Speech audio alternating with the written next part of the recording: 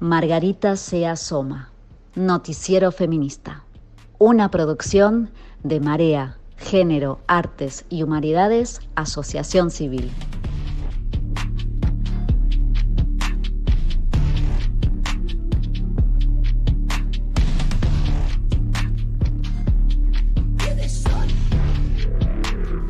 Buenas, soy Margarita se asoma, desde la Ciudad Autónoma de Buenos Aires. La última vez que conversé con ustedes, estábamos al borde de la confusión. Ya no más. Ahora estamos en alerta completa, en alerta feminista.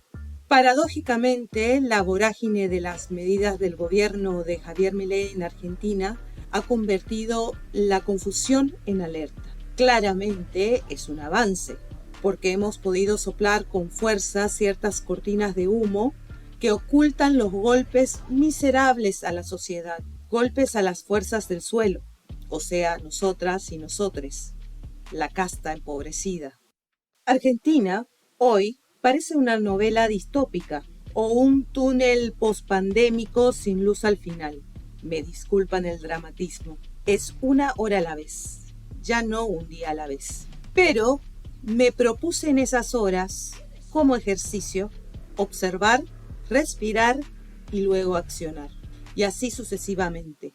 De esa manera trato de deshilar las cortinas del gobierno y segmentar lo amenazante, lo peligroso, etc. El gobierno emprende una cruzada explícita contra las trabajadoras y les trabajadores. Por ejemplo, el anuncio de reducir algo así como 70.000 contratos solo en el empleo público a finales de este mes. Pero por otro lado, lo notable es que a la par continuamente pretende desmantelar consensos sociales de convivencia construidos a lo largo de 40 años de democracia, tanto con instrumentos legales, así como a través de sus campañas colmadas de violencia simbólica, mediáticas y digitales tuiteras. Entre paréntesis, ese mundo alterno libertario. Para lo primero, existe una base política y social organizada que se distingue en toda la región. Casi la esperanza ante esta pesadilla, por estar en pie de movilización y lucha. Sindicatos, movimientos políticos, movimientos sociales, asambleas barriales, el propio movimiento feminista en toda su diversidad. Sin embargo, para lo segundo, tengo la simple pregunta de cuánto nos afecta en el cotidiano, en la caminata diaria, en nuestro ánimo y hasta en nuestra militancia. Y si realmente necesitamos saber cuánto de todo lo que pasa es una cortina de humo para que puedan seguir rapiñando la economía y por ende a las poblaciones más vulnerables. En este marzo, más allá de los trolls libertarios, vuelvo a decir, ese mundo alterno, más el vocero presidencial Adorni y demás cómplices de esta realidad que ya superó a la peor ficción, las noticias más relevantes desde todos los ángulos fueron la marcha por el Día Internacional de las Mujeres Trabajadoras del 8 pasado y, por supuesto, la multitudinaria presencia ciudadana en el Día por la Memoria, en el Día de los Derechos Humanos, que conmemora a los y las 30.000 desaparecidas y desaparecidos producto del terrorismo de Estado en la última dictadura militar. Le pese a quien le pese, en el mes de marzo, las imágenes fotográficas viralizadas muestran que las principales ciudades del país se tiñeron de pañuelos blancos, violeta y verdes. Aunque lo nieguen, es cuestión de números, miles y por supuesto de reivindicaciones y demandas. Solamente los feminismos consensuaron en asambleas aproximadamente 30 consignas para el Día Internacional de las Mujeres Trabajadoras, desde llamados a la unidad para defender derechos, defensa de la ley de la interrupción voluntaria del embarazo, educación sexual integral, críticas a la libertad de mercado, la disminución de presupuesto de políticas públicas concretas contra la violencia de género, contra el ajuste económico, la emergencia alimentaria, la emergencia habitacional por jubilaciones dignas, la defensa de la salud y la educación públicas, y sigue. En conclusión, los puntos básicos para que una sociedad se desarrolle. La marcha por la memoria del 24 de marzo fue absolutamente histórica. No solo estuvieron presentes el Nunca Más y los 30.000 compañeros y compañeras desaparecidos, sino que fue una verdadera demostración con fuerza multitudinaria contra esta versión más intensa del negacionismo por parte del poder de turno, sumado a que las madres, las abuelas, los hijos e hijas, les nietes de la Plaza de Mayo se mantienen en pie con otros grupos organizados contra todo lo que está impidiendo ese desarrollo del que hablamos en este país en la actualidad. Pero, ¿cómo lo ve el gobierno? Los pañuelos parecen ser parte de una campaña conspiratoria del comunismo internacional, así como se escucha. Una conspiración que tomó el mundo por atajo, según el máximo libertario y mandatario. Por ello, presuntamente, es que el actual gobierno de Javier Milei tiene planificado algún tipo de vandalismo emocional contra nosotras, nosotres y nosotros, o lo que ellos creen que es la casta política, aunque su casta libertaria lo llame batalla cultural, cuando, en realidad, desde una mirada más global, es cierto extremo de la misoginia y del backlash antifeminista como parte de esa construcción identitaria de las nuevas derechas, a pesar de todos sus matices. Para entender esto, recomiendo leer el artículo en ecofeminita.com de Danila Suárez Tomé y Natalín Caminato sobre el tema.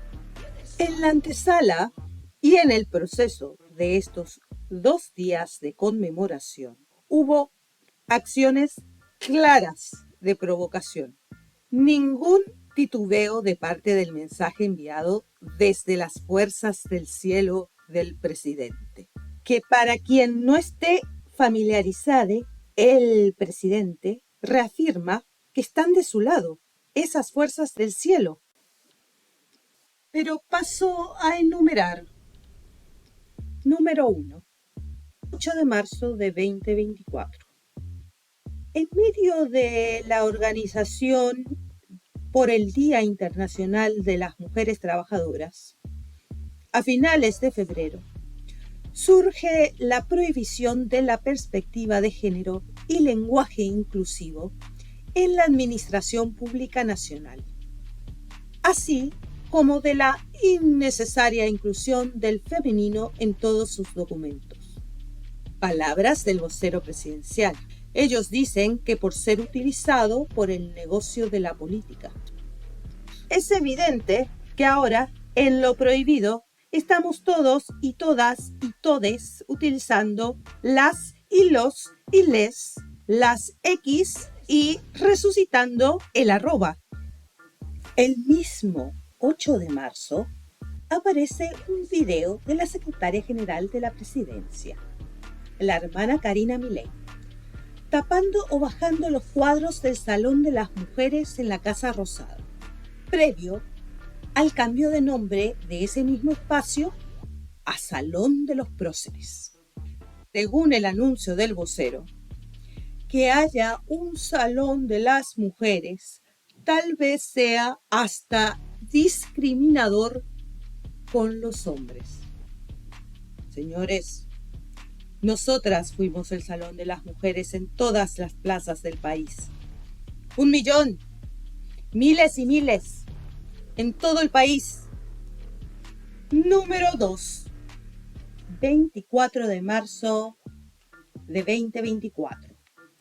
Aparece un videíto de 13 minutos que nadie pudo terminar de ver, titulado El Día de la Memoria, la Verdad y la Justicia Completa. Insisto, completa, de cómo el número 30.000 fue un invento. Señores, el negacionismo está basado en la idea de que las víctimas tienen que dar un número. Señores, son los del poder militar y cívico los que tienen que dar la información. Además, hay datos que se acercan a ese número y continúa siendo una demanda abierta de esclarecimiento de los hechos de terrorismo de Estado. Por otra parte, no se puede negar que vivimos una de las manifestaciones más multitudinarias de un 24 de marzo en los últimos tiempos. Por otro lado, bien le podríamos mandar un mensajito al gobierno y decir que con videitos no se da de comer a 44.000 comedores comunitarios que siguen sin recibir alimentos, en un país con casi 60% de pobreza, como ya había comentado. Justamente por lo anterior, vamos a lo preocupante. ¿Cómo ve todo esto el feminismo o los feminismos? En la actualidad, el negacionismo es múltiple. En esta gestión gubernamental, es negar el genocidio durante la última dictadura, sí, pero también es negar la desigualdad de género, es negar las brechas existentes, todas las desigualdades estructurales de la sociedad, tanto de reconocimiento de derechos como de distribución de ingresos. Todas esas desigualdades son culpa del Estado. Para los libertarios, el Estado, como idea misma, es el gran ladrón de la historia de la humanidad. Al menos eso dicen. Pero es que el presidente niega hasta el trabajo de su propia madre. ¿Qué es lo que se puede esperar? Injustificable, absolutamente injustificable, pese a cualquier trauma infantil que haya tenido. Y me abstengo de decir más. El presidente dijo, mi papá y mi mamá tienen la misma jubilación. ¿Cómo puede ser? Mi mamá no trabajó y mi papá empezó a trabajar desde muy chiquito. El punto es que la jubilación de mi papá tendría que estar en una determinada lógica del sistema previsional y la de mi mamá tendría que ser solamente una asistencia social. Niega el trabajo asignado a las mujeres, el cuidado, que por cierto tiene números en la economía, aunque lo nieguen. El trabajo doméstico y de cuidados representó el 16.8% del Producto Interno Bruto de Argentina en 2022. Quienes estén interesadas o interesadas en economía feminista, hay muchas economistas feministas que han escrito sobre el tema. Personalmente, fue un parteaguas en mi vida diaria y cerebral. O bien, simplemente pueden observar, pero con muchas ganas de ver, el trabajo de las mujeres diariamente, productivo y reproductivo y de cuidados. Además del trabajo en sus redes comunitarias. De acuerdo a la economista Mercedes D'Alessandro en el artículo Ajuste en el país del Ni Una Menos en el Le Monde Diplomatique, las mujeres ganan en promedio 27% menos que los varones. Dedican 3 veces más tiempo a las tareas de cuidado de niños y niñas, personas con discapacidad o que están enfermas. Sufren más el desempleo y mayores niveles de precarización. Más de 1 millón de las trabajadoras asalariadas se dedican al servicio doméstico, la ocupación peor paga de la economía, donde el 75% trabaja de manera informal. El trabajo extra recae sobre las mujeres por el solo hecho del desfinanciamiento de la educación y de la salud, como cuidadoras históricas asignadas a las infancias, a adultos mayores y otros grupos que ya citamos. Y donde el Estado no está, están las mujeres. Remarca la economista que en este escenario no es ni sería difícil entender que dadas las desigualdades estructurales, la crisis impacta de manera asimétrica sobre las mujeres y sobre los hogares con niños y niñas. Pasando a otro tema, porque hay que denunciar, y como corolario grave, es que todo ese cúmulo de violencia hacia los feminismos, movimientos políticos sociales, hacia las mujeres, incluyendo los videitos de humo, en conclusión, el discurso de odio de Milei habilita a más violencia. La Red Nacional de la Agrupación Hijos e Hijas por la Identidad y la Justicia contra el Olvido y el Silencio, organización defensora de derechos humanos en Argentina, denunció un atentado contra la vida de una de sus integrantes y responsabilizó al gobierno nacional. La mujer militante del espacio fue golpeada, abusada y amenazada de muerte por 2 personas que irrumpieron en su casa por la fuerza. Expresamente le exigieron que se callara y que no hiciera su trabajo como defensora de derechos humanos. ¿Sabían quién era?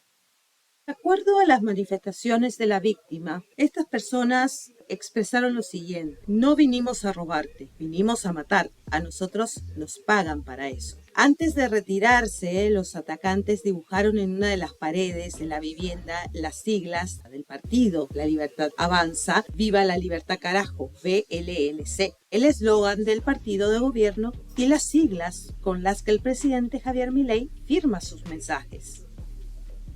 Como feministas, sabemos que con esto se cruza un límite gravísimo, porque la violencia en general, y en particular la violencia sexual, es un arma o una herramienta de poder que ha sido utilizada desde México hasta la Patagonia, por hablar solo de América Latina y el Caribe, para controlar, amedrentar, aleccionar y aterrorizar a la población, pero sobre todo a las mujeres desobedientes.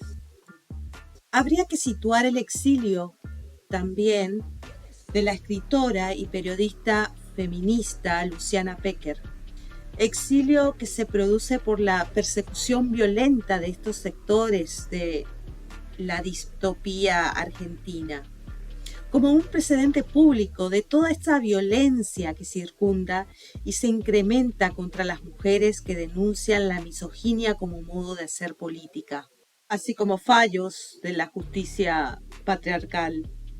Para concluir, compañeras y compañeros, lo único que puedo decir es que lo que para muchos es una cortina de humo es en verdad parte del engranaje de poder que habilita a más violencia sobre las mujeres y otros, pero también puede ser una cortina de humo para opacar la rapiña a los grupos más vulnerables y vulnerados, sean estos de centros urbanos o espacios rurales o parte de pueblos originarios a lo largo y ancho del país.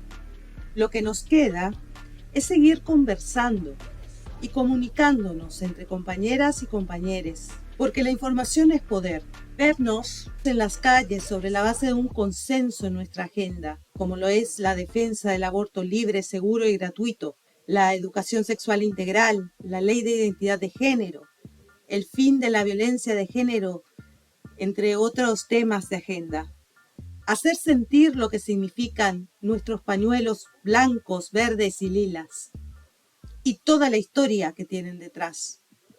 Pero también no olvidar jamás que ese libre mercado con el que sueña el presidente no es más que la explotación del cuidado y los roles reproductivos de las mujeres, roles históricamente feminizados, el cuidado de la vida misma, que ha sido invisibilizado, que es gratuito y precarizado en pos de un sector productivo y exitoso.